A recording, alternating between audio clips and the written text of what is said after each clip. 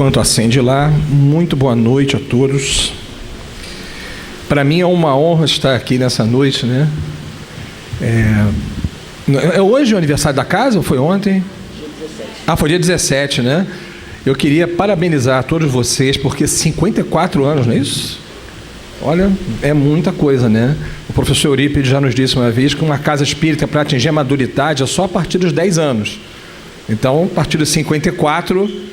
já estão...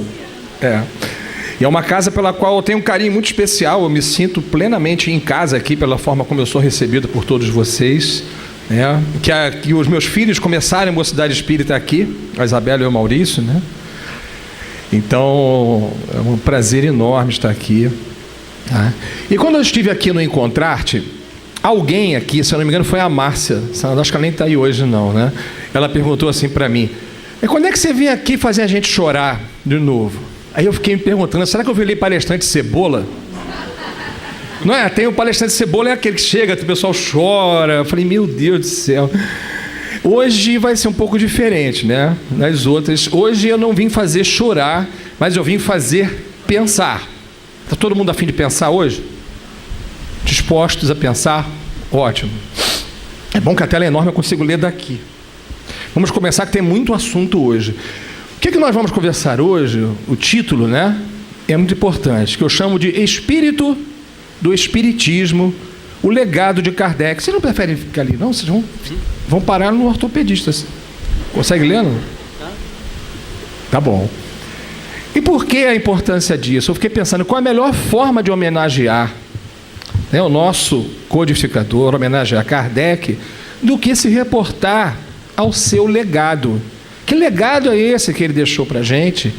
E refletir também sobre o quanto nós estamos ou não respeitando esse legado. Tá? Então, para a gente preparar o espírito, algumas frases importantes aqui. Uma frase do Dr. Claude Bernard que diz o seguinte: aquilo que julgamos já saber é o que frequentemente nos impede de aprender. Quantas vezes a gente acha que sabe muita coisa, né? Muitas coisas que a gente pensa que sabe e não sabe de onde veio. E aí, de repente, era uma verdade que não era verdade. E eu estou perturbando a câmera aqui, eu vou chegar para cá. Desculpa aí, gente. Era importante filmar os slides, né? Ih, caramba, esbarrei aqui. Quer que eu fique ali para aparecer tudo? Chega aqui, pronto. Eu fiz até um penteado novo hoje, vocês notaram? O pessoal falou que eu fiquei com cara de mal. Fiquei com cara de mal, né? Se Jesus não aceitou ser chamado de bom, por que eu não vou gostar de chamar ele de cara de mal, né? Tá bom aqui, gente? Não? Aqui? Ali embaixo. Então, peraí.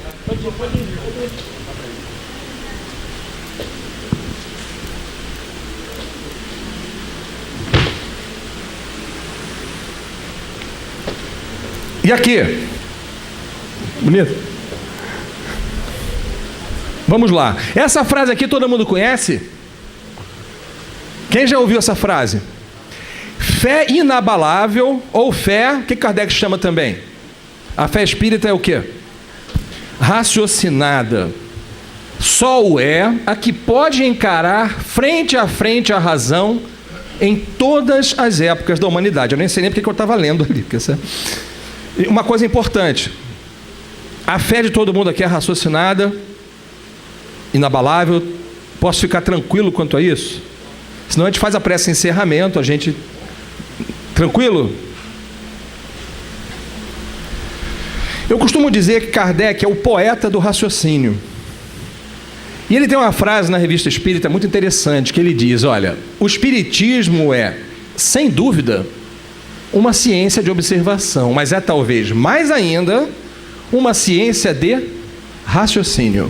E o raciocínio, sempre falo raciocínico, é o único meio de fazê-lo progredir e triunfar de certas resistências.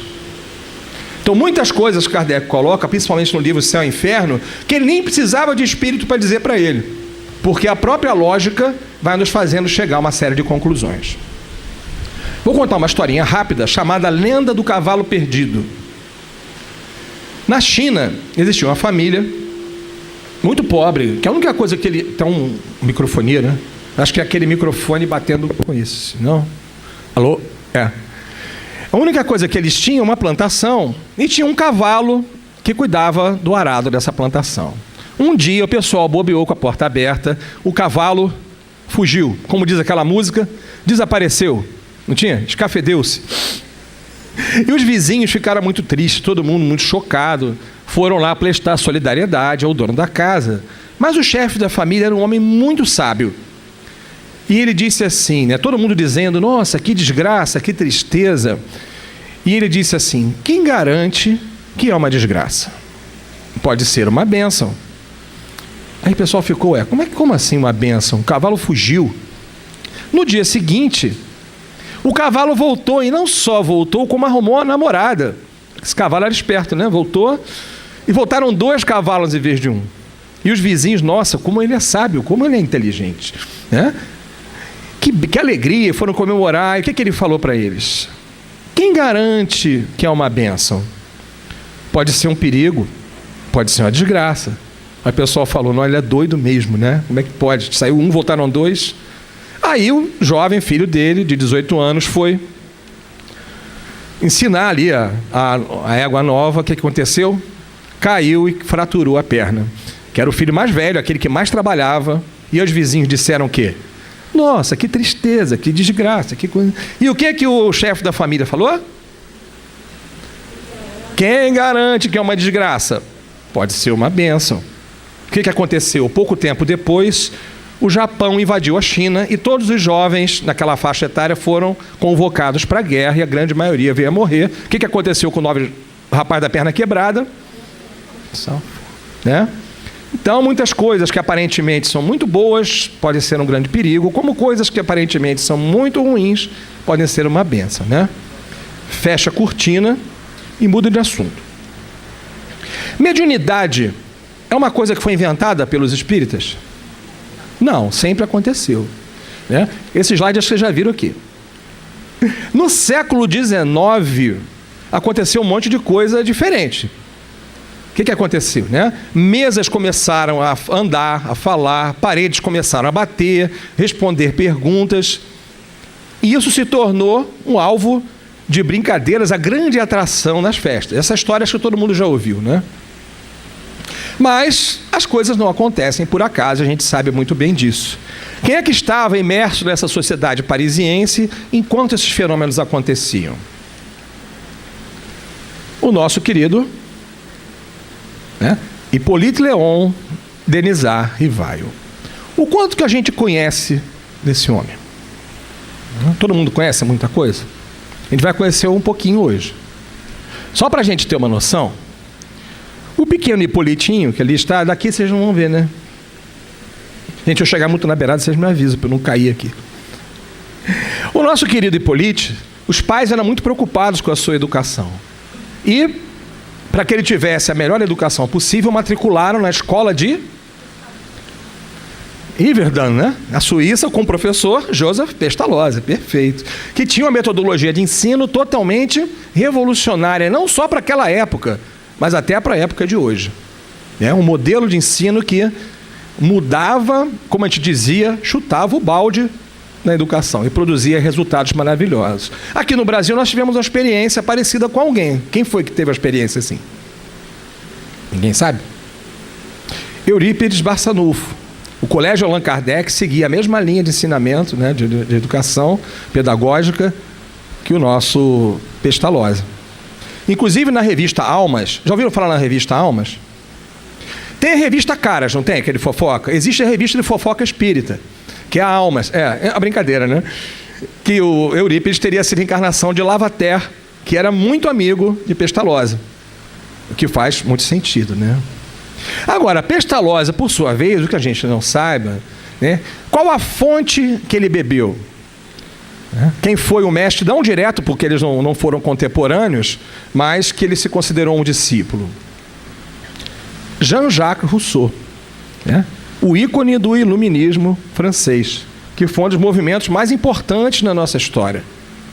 Então, do ponto de vista filosófico, né, ideológico, a gente pode dizer que o Hippolyte é neto de Rousseau e carrega no seu espírito toda essa bagagem iluminista. Bem, ele resistiu, né? Isso aqui são alguns dos diplomas que Hippolyte tinha. Fora o fato que ele falava 9 idiomas fluentemente. No Brasil, a gente tem muita gente que não fala nem o português, né? Fluentemente. Vide os Facebooks da vida, né? Que a gente vê por aí. Imagina falar 9, né? Por isso ele era muito respeitado, uma figura muito respeitada em toda Paris. Conhecido como professor Rivail. Isso aqui são algumas de suas publicações. É lógico que um homem com essa bagagem intelectual, ao ouvir as notícias de que essas mesas estavam girando e as coisas estavam acontecendo, qual seria a reação natural dele? Gente, isso é truque. Até que ele trabalhou, inclusive, né, numa boate como contador, e que ele conhecia todos os truques de prestigitação que chamavam, né, de magia, isso tudo.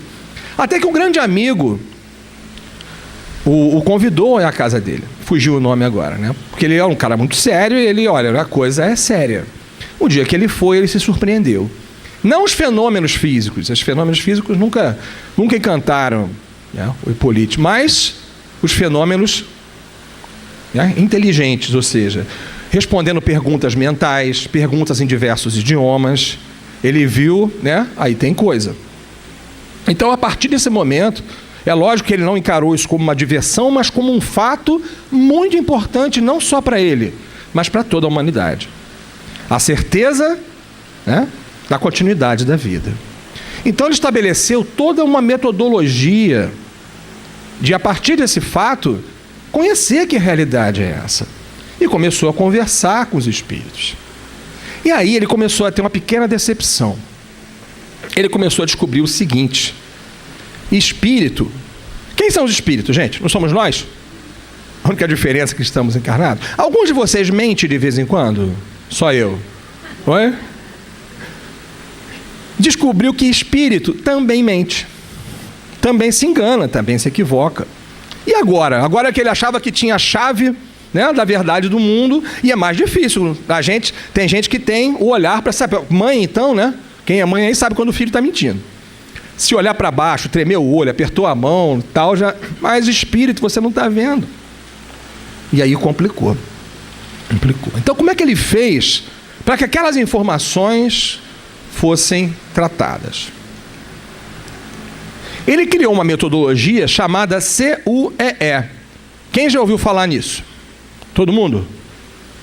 Alguém? Não? Alberto, você me salva. Alberto, nem você. Se chama Controle Universal dos Ensinos dos Espíritos. Vou dar um exemplo. Imagina que eu não soubesse vir para cá, desci da linha amarela, estou perdido. Aí pergunto para alguém, né? Onde é que fica a rua Paulo Araújo? Ah, amigo, você pega para a direita, entre a segunda e a esquerda, sobe muito, né? Sobe mais um pouquinho, aí você chega lá, né? Perto do Monte Olimpo ali. Qual é a garantia que eu tenho de que eu realmente vou chegar aqui e que essa informação é certa? 100%? Por quê? Eu posso não ter me expressado bem na pergunta. Ele pode não ter entendido bem a minha pergunta. Ele pode ser um brincalhão. Tá a fim de, né, vou mandar esse cara lá para Copacabana. Ou então, é alguém mal intencionado. Imagina, o cara dali né, é o marginal da área que vai mandar um presente para os amigos. Ó, espera que ele vai chegar aí. Agora, se eu pergunto a mesma coisa para 10 pessoas diferentes, e se essas respondem a mesma coisa, ou pelo menos 9 respondem, é diferente, concordam? Então, o que se baseava o tal do CUEE? Olha que coisa fácil, gente. Lembrando que naquela época não tinha internet. Mais de 1000 grupos, chama espíritas, naquela época não existia a palavra ainda, desconhecidos entre si em diversos países. Então ele mandava as mesmas perguntas espalhando pelo mundo, com a condição de que quem respondesse aquelas perguntas não pudesse se conhecer. E aí as respostas eram confrontadas. Perguntas de todo tipo. Por exemplo, como é que os espíritos se deslocam? né? Está lá no Livro dos Espíritos, me fugiu o nome agora. Olha, eles se deslocam com pensamento, eles não têm corpo, não têm peso para carregar. Aí eu pego lá que 50 respondem que o espírito se desloca com pensamento. Um diz que o espírito anda de ônibus. Sei lá, parece de tudo, né? Aí você vai pensar, não, essa resposta, os 50 fecham, né? Então, ele se baseia na concordância das informações. Imagina que trabalheira isso aqui. Imagina que as 10 pessoas que disseram como eu tinha que chegar aqui, mandassem eu pegar o túnel Rebouças, passasse em Copacabana, depois pegasse a Avenida Brasil, subisse a Serra de Petrópolis. Eu faria isso? Não, olha, não faz sentido. Então, mesmo que 10 pessoas dissessem a mesma coisa, tinha que passar por isso aqui, ó. Submissão ao bom senso e à lógica mais severa. Vocês não têm ideia de como esse homem era chato. Muito chato. Agora, quando uma informação passa por isso tudo e chega para a gente, o que carrega essa informação junto com ela? Ela não te traz confiabilidade? Credibilidade? Concorda comigo? Por favor, concorda, senão eu vou ficar sem graça aqui. Ah, obrigado. Né? Ó, essa informação aqui tem um peso, né? Foi muita gente que respondeu, ela faz sentido, se encaixa nisso tudo. Então, onde é que está escrito o seu gente? Está descrito esse processo. Está em um livro que eu tenho certeza que quase todo mundo ainda tem em casa. Está no Evangelho segundo o Espiritismo, na introdução. E ele diz aqui, olha, uma só garantia séria existe para o ensino dos Espíritos: a concordância que haja entre as revelações que eles façam espontaneamente, servindo-se de grande número de médiuns, estranhos uns aos outros e em vários lugares. Esse é o princípio do controle universal. E na introdução do Evangelho, ninguém lê a introdução, né? Ele só abre ao acaso, nunca vai lá para... Ali ele está descrevendo isso tudo. E na Revista Espírita, de setembro de 1863, ele também, na carta ao padre Marrozot, explica: em tudo isto não fiz senão recolher e coordenar metodicamente os ensinos dados pelos Espíritos, sem levar em conta opiniões isoladas. Adotei-as do maior número, afastando todas as ideias sistemáticas, individuais, excêntricas ou em contradição com os dados positivos da ciência. Então aqui Kardec mostra, né, a seriedade com que ele lidava com a doutrina em frente à ciência. O imenso respeito pela ciência, que ele chama de ciência positiva, né? Bom, houve uma turma de espíritos que o apoiou, né, no trabalho da codificação. Tá? Eu costumo dizer que essa é a tropa de elite, é o BOPE do além.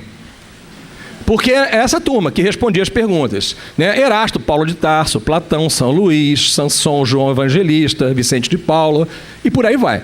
Joana d'Arc, Lázaro. Esses eram os espíritos, né? Eu imagino assim, lá no estádio do futebol, quando o pessoal parou com a brincadeira das mesas e chegou a hora de falar sério, aí vem aquela vozinha: a Suderge informa, no time dos espíritos, saem os batedores e entra os espíritos superiores. Então, esses foram os espíritos que acompanharam Kardec na codificação. Tá? E um deles era, que eu brinco, era o capitão dessa tropa, né? Que é chamado o espírito de verdade. E aí existe alguma controvérsia. Eu sou de opinião, agora é uma opinião, não é um dado positivo, fundamentado, de que o espírito de verdade é Jesus. Existem muitos indícios na forma de se expressar, né, em muitas colocações, mas a gente tem que ter muito cuidado, uma das coisas que a gente vai ver aqui. Cuidado com o que diz, né? Afirmar como verdade uma coisa que não está totalmente comprovada. Então, essa é a turma que trabalhou junto com ele. E impõe um certo respeito, né? Em 18 de abril de 1857, nasce a doutrina espírita. A doutrina espírita nasce nesse dia. Até antes não existia. Ele abre o livro dos Espíritos. João, me ajuda aí, como é que é? Novos... João me acola aqui, sobre o que o Kardec ele sabe. Para novos termos, novos nomes ou algo muito parecido. Então, a palavra espiritismo, se tivesse algum registro de royalty, alguma coisa assim, seria de Kardec. Ele fez questão de criar um novo nome para uma nova filosofia, uma nova ciência. Tá? E no Livro dos Espíritos, ele é estruturado em 4 partes: as causas primárias, do mundo dos espíritos, esperanças e consolações, das leis morais. Só que nessa época ele já estava tão preocupado com essa questão de conversar com os espíritos. Gente, ele pensou assim: eu preciso dar algum material para o pessoal que já está trabalhando na mediunidade. E ele rapidamente publicou um livro chamado Instrução Prática sobre as Manifestações Espíritas. É um livro fininho, para que o pessoal tivesse algum norte. E com o tempo ele percebeu que a coisa era muito séria. E em 1861 ele lança, né, a enciclopédia, o tratado sobre mediunidade, chamado O Livro dos Médiuns. E o Livro dos Médiuns, ele tem um subtítulo. Qual é o subtítulo do Livro dos Médiuns? Vamos ver quem sabe. Tinha que trazer uns bombons, né, para responder essas perguntas. Ninguém sabe? O Guia dos Evocadores. Olha só que interessante, gente. Essa palavra às vezes não dá um medinho quando você fala dos evocadores. A gente não ouve muito por aí que não pode evocar espírito. Mas o pai da criança, o homem que tem toda a autoridade sobre o assunto, batiza um livro sobre mediunidade como o Guia dos Evocadores. E justifica um capítulo inteiro sobre isso. Depois a gente conhece bem, 1864, e é muito interessante o que o Kardec faz com relação ao Evangelho segundo o Espiritismo. Logo no início ele explica isso, né? Ele se abstém de qualquer questão histórica a respeito de Jesus que não estivesse totalmente consagrada pela ciência positiva. Ele faz o enquadramento, né, sobre aqueles povos, fala dos fariseus, mas ele foca totalmente em quê? Na moral do Cristo. Baseado na pergunta 625 do Livro dos Espíritos, quando Kardec pergunta, né, qual o tipo mais perfeito que Deus forneceu ao homem a servir de guia e modelo, eles respondem: vede Jesus. Não é só Jesus. Esse vede faz uma diferença muito grande. E ele vai fundo. Kardec estuda, faz uma exegese, essa palavra é difícil, exegese das... né,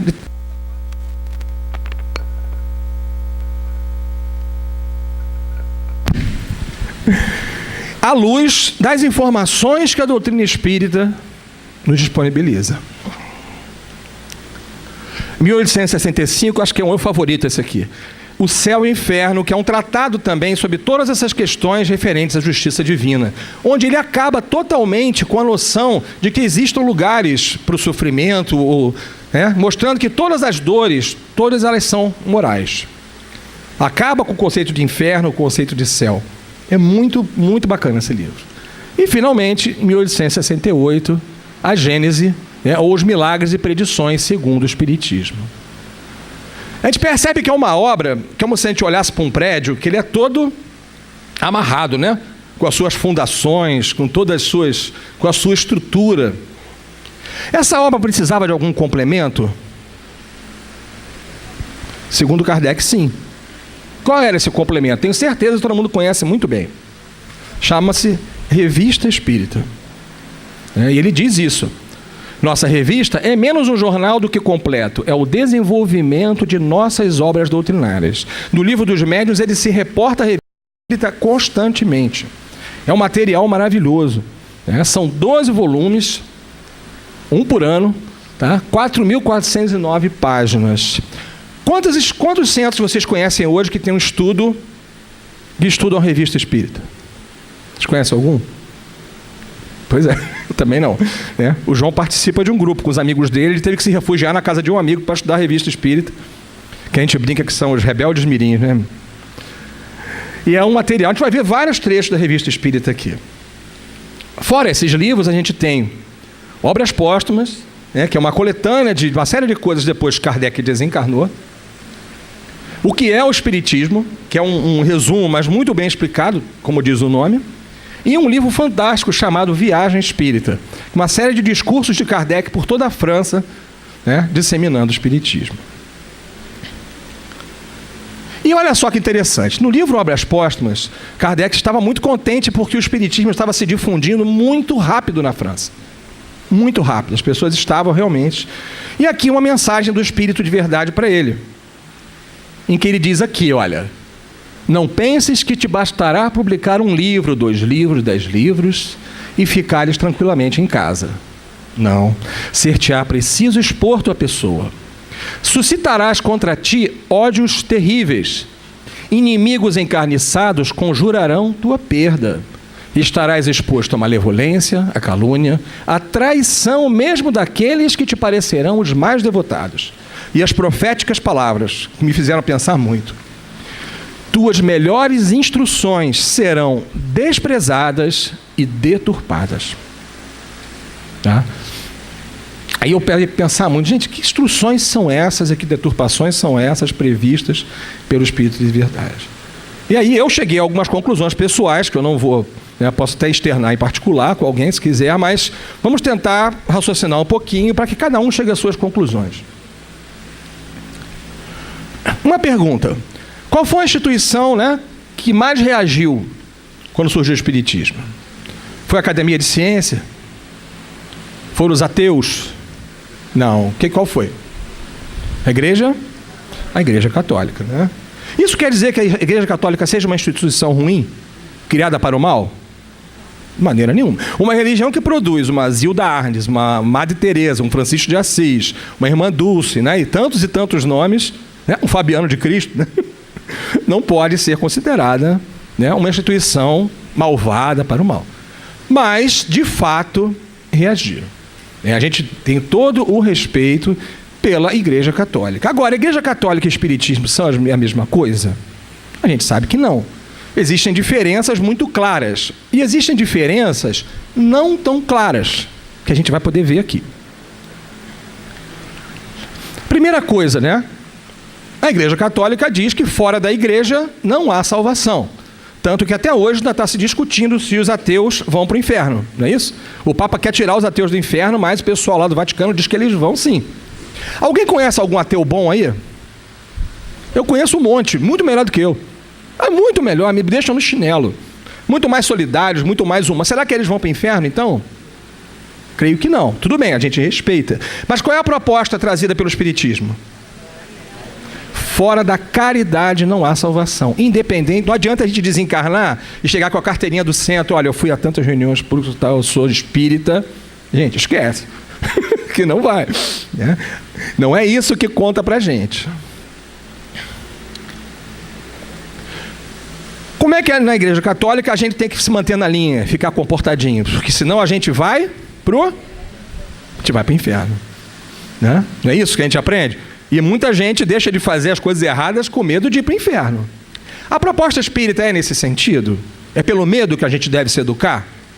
Não. É um processo de aprendizado e reparação. Tudo bem até aqui? Na Igreja Católica a gente tem a adoração. Santos, imagens, rituais, não tem? Com todo o respeito, mas é um fato, A proposta espírita, trazida por Kardec, tem isso? Não. Nenhum tipo de adoração exterior ou idolatria.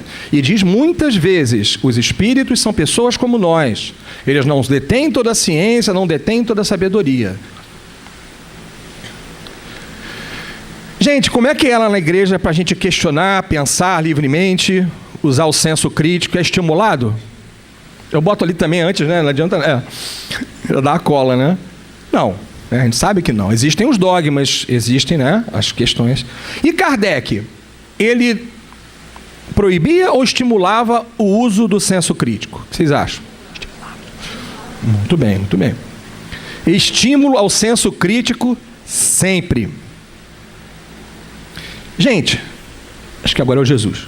Jesus, qual é a concepção em relação a Jesus na Igreja Católica? É um Jesus divino. É um Jesus Deus. É um Jesus... A gente já conversou sobre isso aqui, É um Jesus distante, não é? Que a gente chama de Nosso Senhor Jesus Cristo. Será que a proposta espírita, a concepção espírita trazida pelos espíritos e que Kardec desenvolveu, é essa? Como é que é o Jesus? É Jesus de Nazaré. É um Jesus humano. Nosso irmão, próximo, guia e modelo que atingiu o estado de perfeição relativa, um espírito puro, mas que passou por tudo o que nós estamos passando. Que um dia foi como nós, e nós um dia seremos como ele é. Me conforta muito mais esse Jesus aqui do que um Jesus divino e distante. Não sei se eu estou falando alguma coisa que está... Tudo bem, gente? Ótimo. E a moral, gente? A moral do católico, o que ele aprende em relação à moral? A moral de quê? Baseada no? Moral cristã. O que aprende? A fazer a caridade, a perdoar, né? Não falar mal da vida alheia, ser humilde, aprende isso tudo. E a moral espírita é baseada em quê? Mesma coisa. Não é? O que a gente aprende? A fazer a caridade, a fazer o bem, né? A amar o próximo, a ser humilde. Então, no que interessa, no mais importante, nós somos iguais. Porque no fundo, a única coisa que vale é o nosso comportamento moral. Tudo isso em volta pode facilitar ou atrapalhar a nossa atitude. Mesmo assim, Kardec na Gênesis, no capítulo que eu acho que todo mundo devia estudar, chamado Caráter da Revelação Espírita, ele faz esse questionamento, essas reflexões. E mesmo assim ele mostra que a proposta espírita também traz um pequeno diferencial com relação a isso. Olha o que ele diz. O que o ensino dos espíritos acrescenta à moral do Cristo é o conhecimento dos princípios que regem as relações entre os mortos e os vivos. Princípios que completam as noções vagas que se tinham da alma, de seu passado e de seu futuro, dando por sanção à doutrina cristã as próprias leis da natureza. Com o auxílio das novas luzes que o Espiritismo e os Espíritos espargem, o homem se reconhece solidário com todos os seres e compreende essa solidariedade, principalmente com o conhecimento da reencarnação. Como um amigo meu outro dia, um dia nós estamos no convés, outro dia nós estamos no porão, né? A caridade e a fraternidade se tornam uma necessidade social. Ele faz por convicção o que ele fazia unicamente por dever, e o faz melhor. Eu falo, esse homem não é um poeta do raciocínio. A gente lê Kardec, parece que você sai mais inteligente do outro lado, assim, porque você aprende tanto com essa mente, né? Então percebe que é uma proposta, né? É uma quebra de paradigma no exercício da espiritualidade muito grande. Assim como a segunda revelação trazida por Jesus também foi. Não foi quando Jesus veio? Também não foi um chute no balde, como a gente fala? É que pra gente, hoje em dia, determinadas coisas já são muito, né, tranquilas, mas na época foi um escândalo. A proposta espírita também é uma quebra de paradigma. E olha só que interessante, ainda no Obras Póstumas, Kardec toma conhecimento que estavam lendo o Livro dos Espíritos lá no seminário lá de Marsella. Ficou feliz. Aí foi lá falar com o Espírito da Verdade. Olha, o pessoal está gostando, viu? Eles estão lendo. É a resposta do Espírito de Verdade, né? Do livro Obras Póstumas, capítulo A Minha Volta. Não ponhas isso em dúvida que eles estão lendo sim, né? Ele a toma muito a peito, porque sabem quais serão as consequências a seu respeito e têm grandes apreensões. Sentiu a barra? Não é? Imagina. O clero, principalmente a parte esclarecida, estuda o espiritismo mais do que supões, mas não o faz por simpatia. O que procura descobrir nele os meios de combatê-lo, e eu te asseguro que lhe moverão a mais cruel guerra. Você tinha noção dessas coisas? Vou dar só um exemplo para vocês do que incomodou tanto a igreja. No livro Céu e Inferno, no capítulo 4, item 24, Doutrina das Penas Eternas, olha o que Kardec diz quando ele desconstrói totalmente esse conceito das penas eternas e da necessidade de um intermediário entre nós e Deus. A nova revelação, dando noções mais sensatas da vida futura e provando que podemos, cada um de nós, promover a felicidade pelas próprias obras, deve encontrar tremenda oposição, tanto mais viva por estancar uma das mais rendosas fontes de receita. Qual é o órgão mais sensível do corpo humano, gente? O bolso. Não é? Mexeu no bolso. Quando eu estava estudando isso, falei, gente, como é que não tentaram matar o Kardec? Né? Você imagina quanto dinheiro. Eu não vou ler o resto, que é muito grande e tem muita coisa pela frente, né? Então, os ataques foram muitos. a pessoa de Kardec, inventavam muita coisa, né? E onde é que era o foco dos ataques? Aqui, né? Está ali sobre a mesa. A codificação, o espiritismo está aqui dentro. A chave para a nossa libertação de uma série de coisas está ali dentro. Aquele era o inimigo a ser batido, até porque se Kardec saísse do circuito, as obras já estavam por aí, né? E qual foi o auge, o evento que marcou o auge dessa perseguição, gente? Quem sabe dizer? Ué?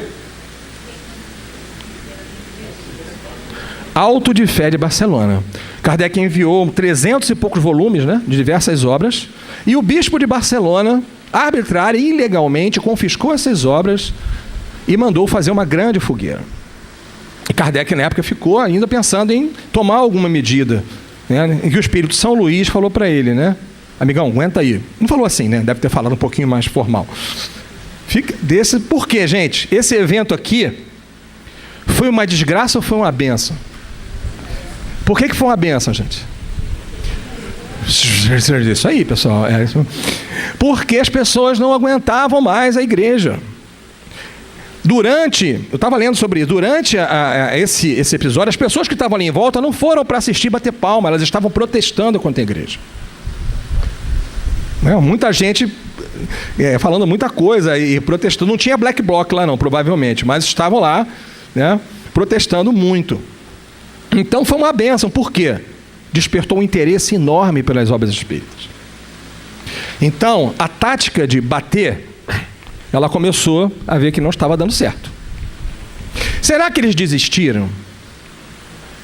Será que era só os católicos encarnados que estavam atuando? Quando a gente desencarna, todo mundo vira espírita, porque descobre que não morreu. A gente continua, não é? E olha só, na Revista Espírita, novembro de 1861, a primeira epístola de Erasto aos espíritas de Bordeaux. Erasto, para quem não sabe, era um dos discípulos de Paulo de Tarso. Ele era o homem da confiança de Paulo de Tarso. Ele era o tesoureiro. Tá? Não vou ler tudo, tá? Mas ele diz o seguinte, olha: tereis de lutar não só contra os orgulhosos, tal, mas ainda, sobretudo, contra a turba dos espíritos enganadores, que, encontrando no vosso meio uma rara reunião de médiuns, né, virão logo vos atacar, onde dissertações sabiamente combinadas, onde à custa de piedosas tiradas, insinuarão a heresia ou algum princípio dissolvente. Aqui embaixo ele diz: não temais nunca, então, em desmascarar os patifes, que novos tartufos, olha só essa frase, se introduzirão entre vós sob a máscara da religião. Isso também me chamou a atenção, né? E aí, essas imagens aqui, sabe o que significam?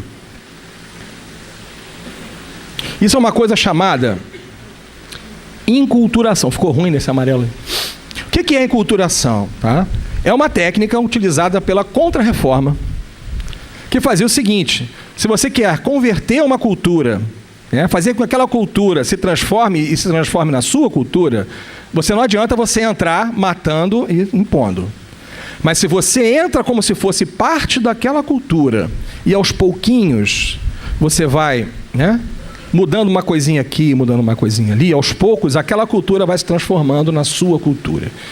Quem fazia isso muito bem, principalmente aqui no Brasil, sabe quem fazia? Não? Pode falar, Maria? Oi? Os jesuítas. Os jesuítas, para quem não sabe, eles tinham formação estratégico-militar, né?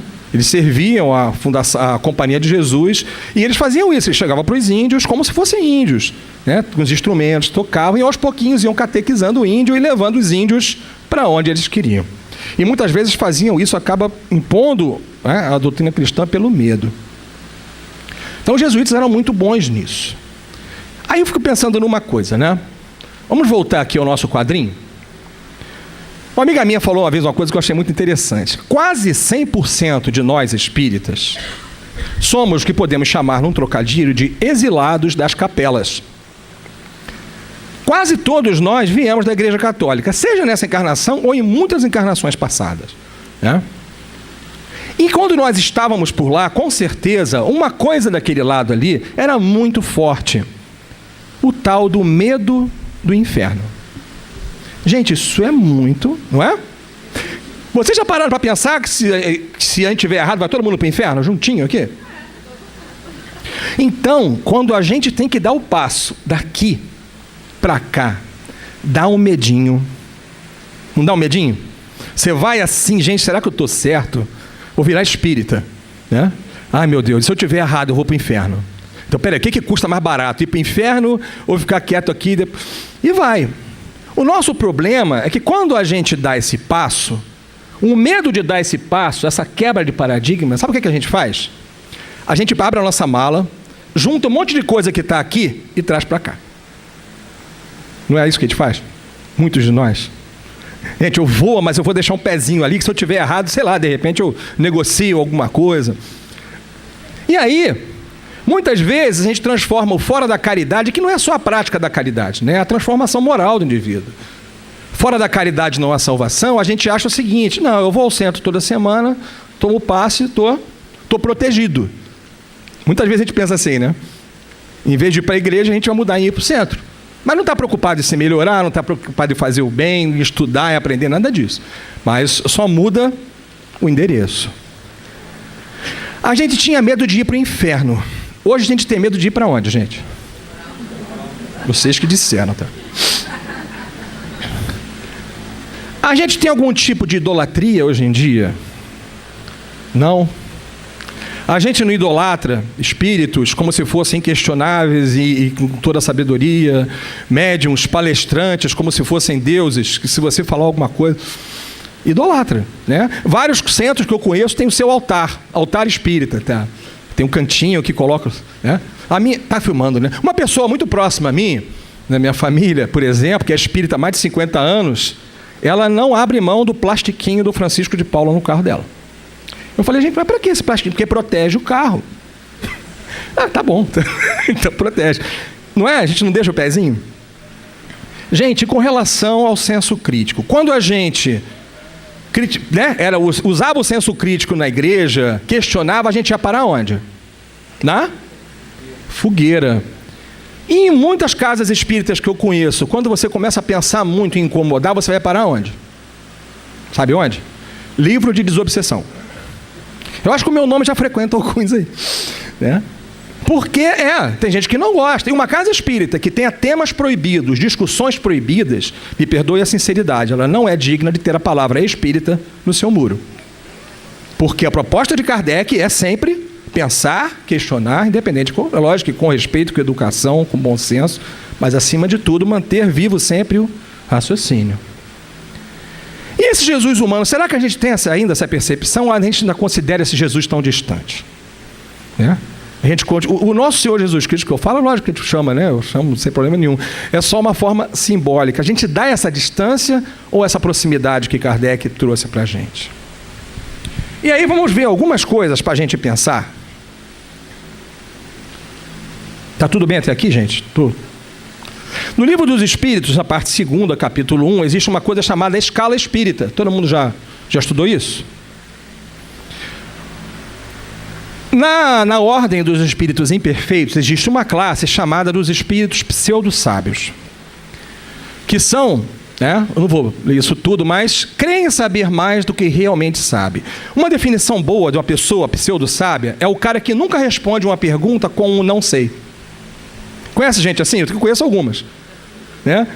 Gente, qual é a sua opinião sobre o negócio do tratado da Alemanha com não sei o quê? Ah, acho que foi. Aí dá uma conversa, fala qualquer coisa.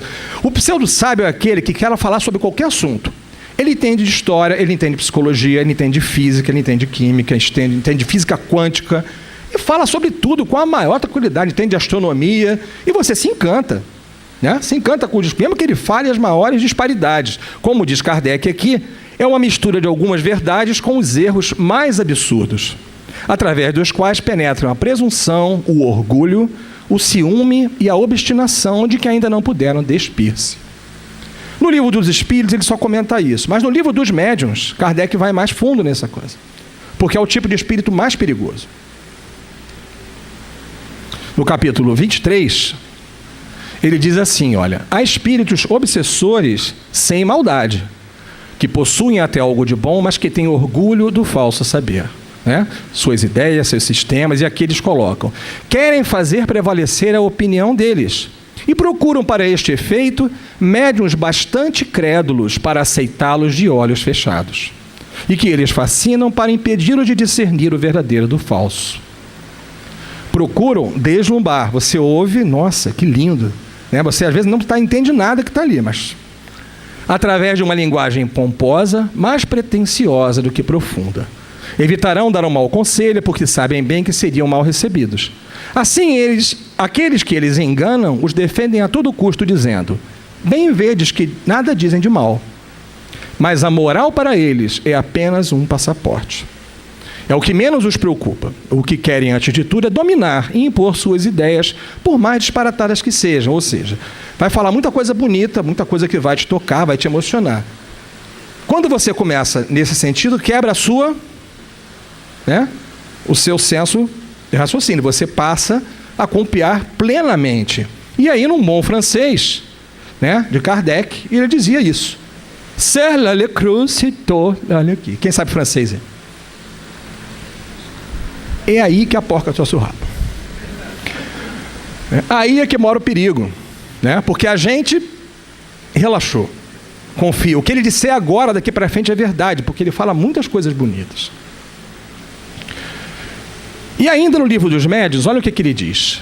Entre os escolhos, ou seja, desafios, dificuldades, que apresenta a prática do espiritismo, cumpre-se coloque na primeira linha a obsessão, ou é o domínio que alguns espíritos adquirem sobre pessoas.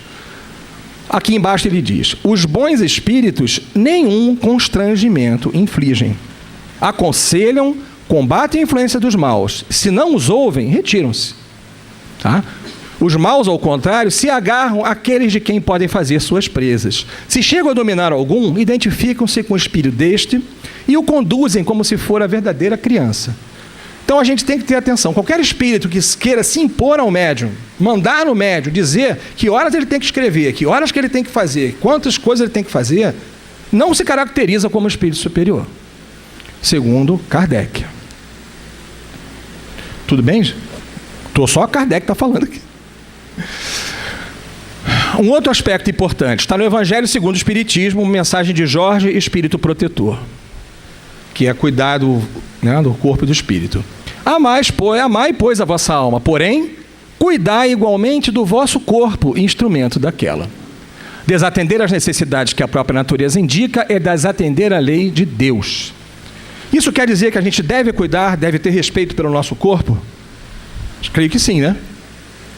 Pois é. Olha que interessante, o puxão de orelha que Kardec levou.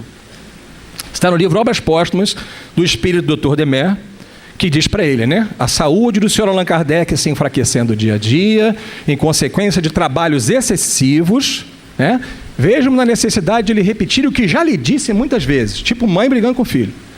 Tendes necessidade de repouso. As forças humanas têm limites que o vosso desejo de ver progredir infinamente nos vela. E lá para baixo ele vem dando um sabão no Kardec. Você imagina como esse homem trabalhava. Ele não devia dormir, devia dormir sentado na cadeira na hora que ele caía. O espírito está certo ou errado, gente? O que vocês acham? Eu concordo com ele. Imagina se o filho de vocês fosse um médium, tá bom? Um médium que escrevesse muito, escrevesse livros, fizesse. Tivesse muito doente. E aí um espírito que gosta de escrever o livro por ele chegasse e o obrigasse a escrever mesmo doente. O que vocês, enquanto pais e mães, diriam para esse espírito? Vai lá, filho, escreve o que ele está mandando, é isso que a gente faria? Não.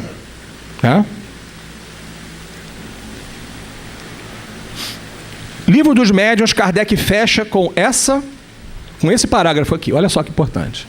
De fato, a facilidade com que algumas pessoas aceitam o que vem do mundo invisível, sob a cobertura de um grande nome, é o que encoraja os espíritos enganadores. É preciso aplicar toda a sua atenção em frustrar as artimanhas deles e por aí vai, através de um estudo sério. Incessantemente repetimos o quê? Estudai antes de praticar. Gente, se você quer construir uma ponte, você vai procurar um engenheiro, alguém que estudou para fazer aquilo ou não? Ou basta boa vontade? Não. O senhor vai entregar o seu filho para ser operado por um médico. Não, esse médico não, mas tem um rapaz ali que é tão gente boa, deixa ele operar o seu filho. Você não vai fazer isso. Para trabalhar na mediunidade é a mesma coisa. E Kardec pergunta no Livro dos Médiuns, pergunta para São Luís: se eu não tiver tempo de estudar, como é que eu vou fazer? Nem todo mundo tem. Seja bom. Faça o bem.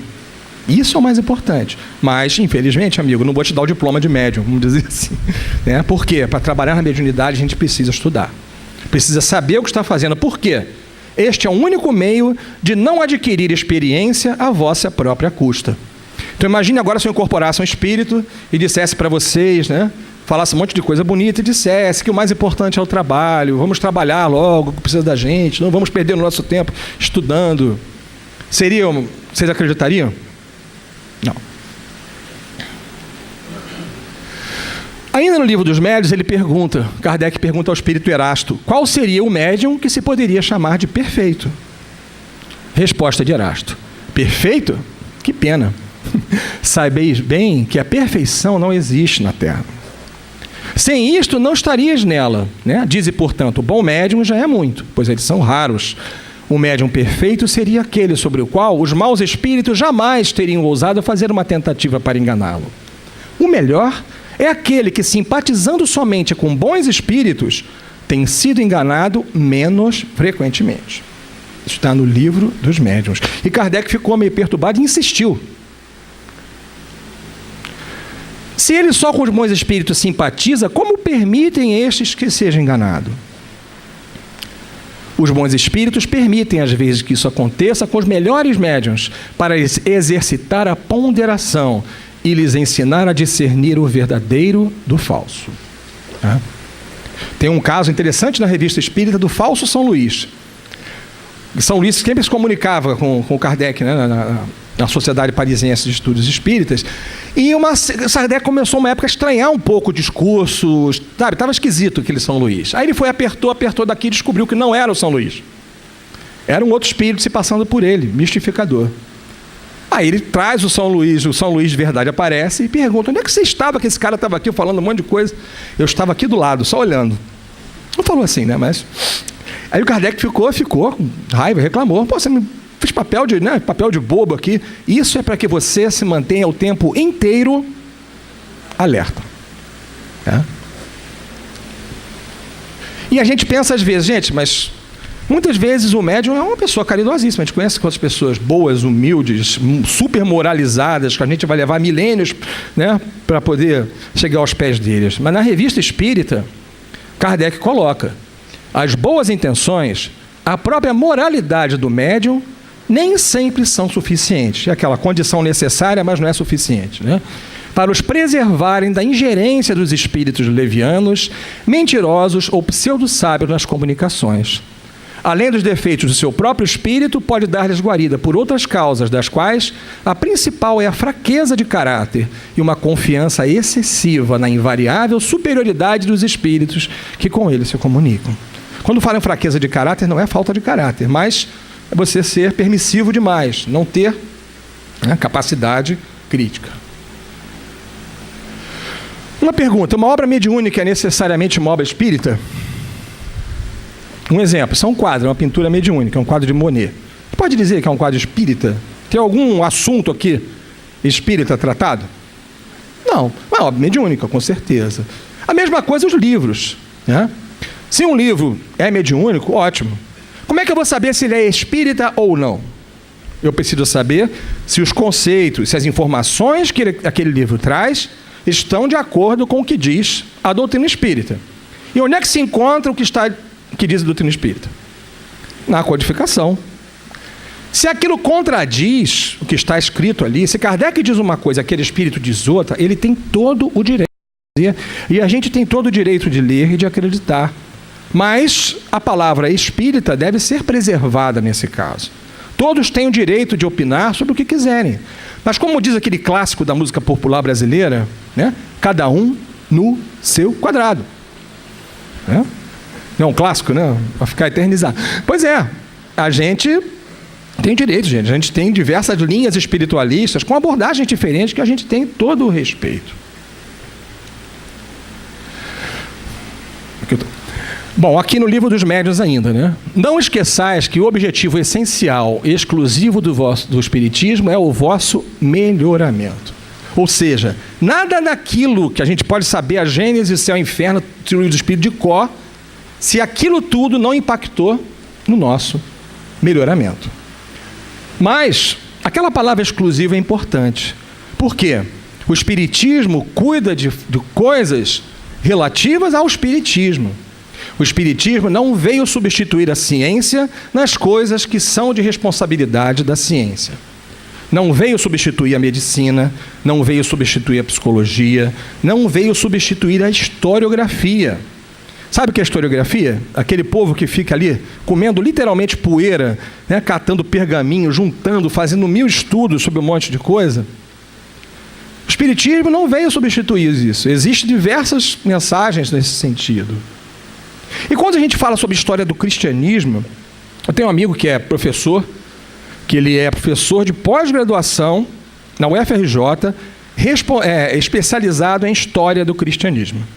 Ele diz que nas turmas, nos cursos que ele dá, ele tem judeus, tem católicos, protestantes, ateus, mas só não vê espíritas. Só não vê espíritas. Por que será? Porque a gente vai buscar informações sobre o cristianismo onde? Em obras mediúnicas em geral. São lindas? São lindas. Mas a história do cristianismo, você tem 3 formas de estudar o cristianismo. Você tem 3 fontes de informação. Você tem o que está na Bíblia, que pode ser baseado no que está na Bíblia. Você tem a tradição católica, que é diferente muitas vezes.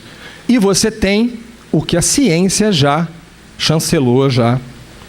Com qual dos 3 que a doutrina espírita deveria estar alinhada? Com a Bíblia, com a tradição católica ou com a ciência? Oi? Com a ciência. Mas sabe, eu vou dar um exemplo para vocês. Quase todas as obras que eu conheço, algumas eu li 7 vezes, conduzi seminários, estudei muito, elas só se alinham com as tradições católicas. Eu vou dar um exemplo. Maria Madalena. Todo mundo já ouviu falar de Maria Madalena. Quando a gente fala em Maria Madalena, o que vem à nossa mente? Era uma prostituta que ia ao encontrar Jesus, tal. Eu não sei se vocês sabem, mas essa informação não tem nenhuma sustentação científica nem bíblica. Nem na Bíblia consta que Maria Madalena foi uma prostituta. E já é um consenso da ciência, da historiografia, existem diversos livros já publicados, de que Maria Madalena foi sim uma seguidora de Jesus, uma das mais importantes líderes de comunidade. E que no século VI, o Papa Gregório I, incomodado, né, com a ascensão da figura de Madalena, a classificou como prostituta, forçando que ela fosse aquela mulher adúltera que não tinha nada a ver, né, e uma outra mulher que se passava lá na Bíblia, que nenhuma referência tem. Observa o seguinte: quando a gente encontra uma obra mediúnica que se diz espírita e afirma que Madalena era uma prostituta, quem fica exposto ao ridículo? É o médium, o espírito ou o espiritismo? O espiritismo paga essa conta. E aí quando você pega uma obra e bota na mão de um cara que estuda história, que vive disso, é remunerado para isso, e ele mostra que aquilo ali não bate, fica uma coisa ruim. Então a gente pode estudar como sensibilização, maravilhoso, a gente se sensibiliza. Mas, se a gente quer informação, gente, existe a ciência para isso. Desculpem esse discurso assim, mas é importante, né? Uma pergunta: Kardec está desatualizado? Vocês já ouviram isso? Gente, esse homem era do século XIX. Como é que eu estou? Estamos no século XXI, gente. Né? Eu vou mostrar para vocês aqui 2 frases. Uma foi dita no século XX e uma no século XIX. Sobre um tema nada sensível e polêmico. O papel da mulher na sociedade. Tá bom? Sem nenhum juízo de valor, mas só o fato. A ideologia feminista dos tempos modernos, porém, com suas diversas bandeiras políticas e sociais, pode ser um veneno para a mulher desavisada dos seus grandes deveres espirituais na face da Terra. Se existe um feminino legítimo, esse deve ser da reeducação da mulher para o lar, nunca para uma ação contraproducente fora dele. Uma outra frase sobre o tema: com a doutrina espírita, a igualdade da mulher não é mais uma simples teoria especulativa, já não é uma concessão da força à fraqueza, mas um direito fundado nas próprias leis da natureza. Dando a conhecer essas leis, o Espiritismo abre a era da emancipação legal da mulher, como abre a da igualdade e da fraternidade. Qual foi dita no século XX e qual foi dita no século XIX? Vocês sabem. A vermelha ou a azul, século XIX? Poxa, fica fácil, né? Porque eu... Em 1866, Kardec pensava assim.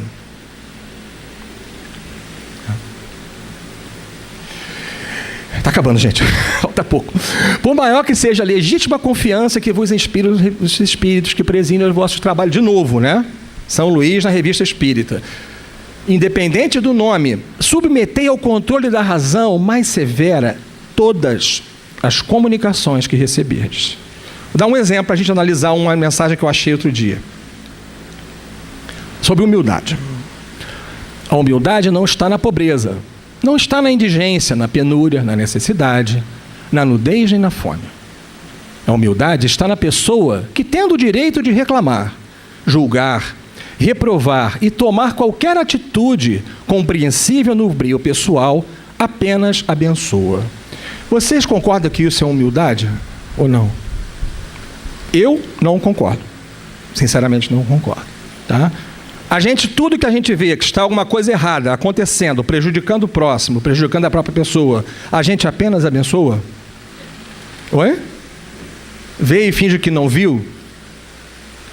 Eu não concordo, é a opinião pessoal, as pessoas têm todo o direito de concordar. Eu acho que humildade é uma coisa muito diferente disso. Muitas vezes a gente perceber que estava tomando um caminho errado, voltar atrás e tomar o caminho certo. E será que Kardec concordava com isso? Evangelho segundo o Espiritismo, capítulo 10.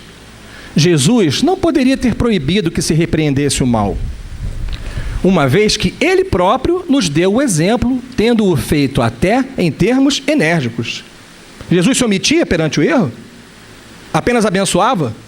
Não, inclusive ele disse na cara dos fariseus: as prostitutas e os ladrões entrarão no reino dos céus antes de vós. Jesus não foi crucificado porque falava em amor ao próximo, não.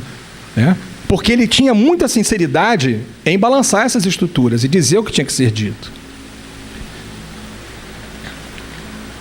Na Viagem Espírita, Kardec diz, olha, é preciso que se saiba que o espiritismo sério se faz patrono com alegria e apressuramento de toda obra realizada com critério. Tá? Aqui embaixo ele diz, todos os espíritas que de coração vigiam para que a doutrina não seja comprometida, devem, pois, sem hesitação, denunciá-las. Porque algumas são produtos de boa-fé e outras constituem trabalho dos próprios inimigos do espiritismo, que visam desacreditá-los e poder motivar acusações contra eles. Repito, é necessário que saibamos distinguir aquilo que a doutrina espírita daquilo que ela repudia. E diz, olha, os maus espíritos temem o exame. O hábito de escrutar as menores palavras, de pesar-lhes o valor, distancia forçosamente os espíritos mal intencionados. Gente, quando a gente não pensa em tudo que ele diz, ele perde, vai embora. Mas se a gente aceita tudo de olhos fechados, fazem o que fariam os homens. Disso abusam. Vou pular isso aqui também, que é meio repetição, né? E a frase popular, né? Quem poupa o lobo, condena quem? As ovelhas. Ah, coitadinho do lobo, está lá matando as ovelhas todas, não vou fazer nada contra o lobo. Deixar o lobo fazer o que quer, tá bom, quem vai pagar o pato são as ovelhas. Essa aqui eu vou pular, já está ficando meio tarde, é um caso interessante, mas... Esse aqui é um caso interessantíssimo na Revista Espírita. Um espírito se comunica falando sobre a vida em Vênus. Ele descreve a vida em Vênus, muito bonita, muito legal. Kardec observa que não tem nenhum absurdo ali. Nenhum. Olha, está tudo, mas como é uma informação que veio de um espírito através de um médium, ela deve ser recebida com reservas. Fora das questões morais, só se deve acolher com reserva dos que viram os espíritos. E mais, a necessidade de se ter a maior circunspecção na publicação dos espíritos emanados dessa fonte. Por quê? Podem prestar-se ao ridículo, tá? E qual era a grande preocupação dele? Um desmentido oficial, como a gente conversou aqui. Tá? Que sejam probabilidades. É o famoso pode to be, pode não to be. Não, isso aqui faz sentido, mas eu não posso dizer é isso.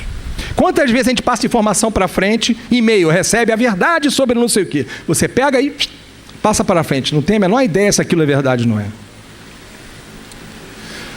Isso aqui é muito importante, uma estatística que Kardec fez, para a gente fechar. Ele recebia muitas comunicações, pessoas querendo publicar. E ele fez o seguinte levantamento. Em 3.600, mais de 3.000 que são de moralidade reprochável. Tá? Mas que apenas 100 no final, né?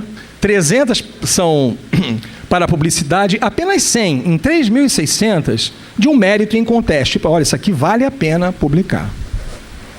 E aqui abaixo ele diz, em função disso tudo, julgar-se da necessidade de não publicar inconsideradamente tudo quanto vem dos espíritos, se quiser atingir o objetivo a que nos propomos. Que objetivo é esse?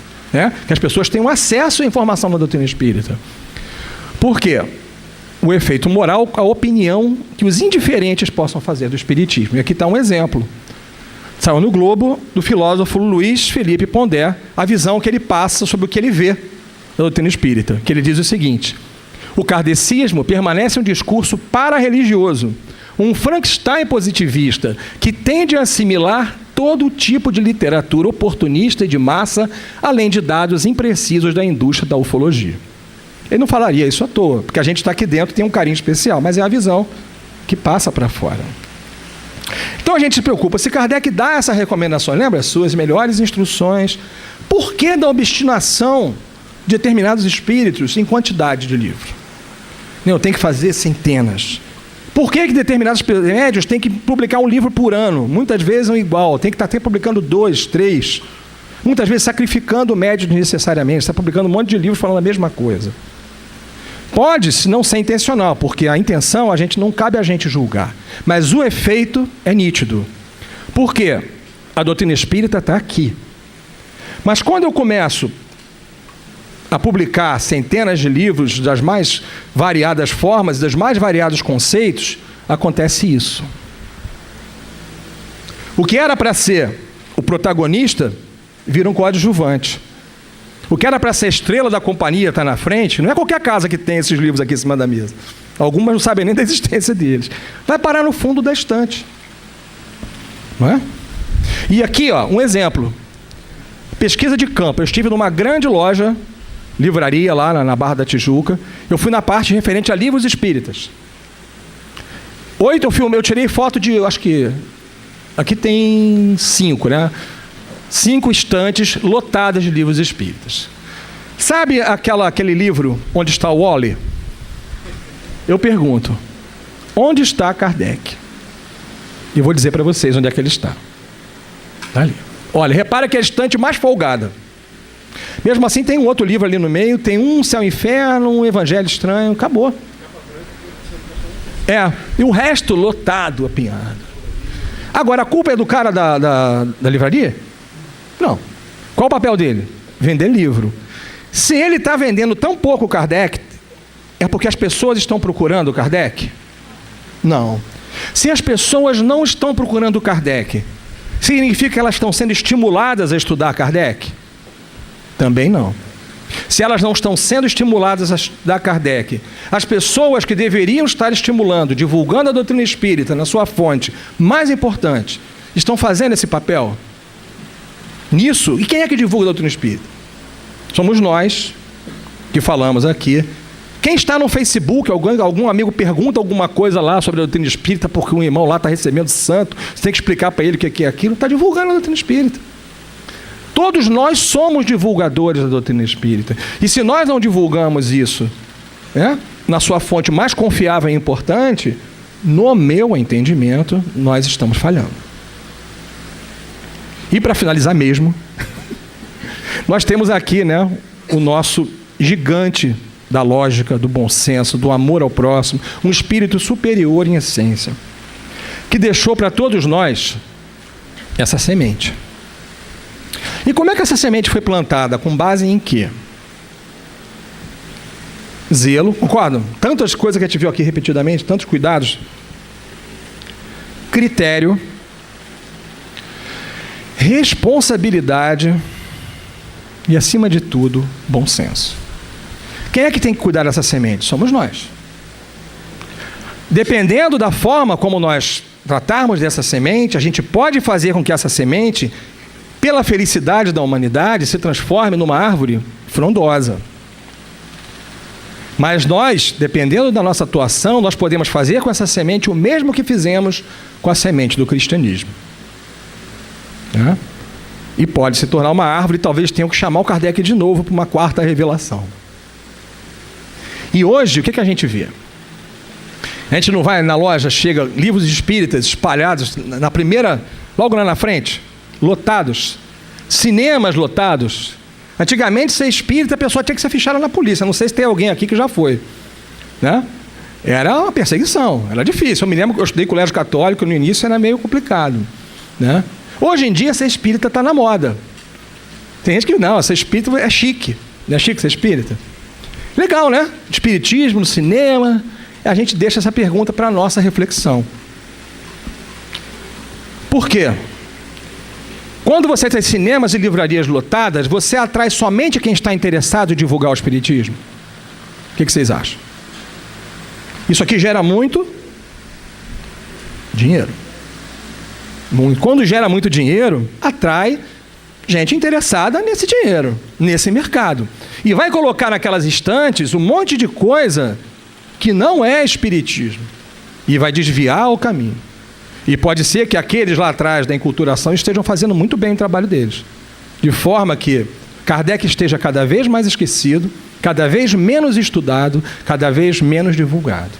Mas cabe a cada um de nós. Eu peço desculpa se eu fui um pouco duro aqui com algumas coisas, mas eu acho que o nosso mestre Kardec merece a nossa preocupação, né, a nossa luta para se manter, para que a gente chegue lá em cima e essa árvore produza cada vez mais. Tá bom? Muita paz a todos.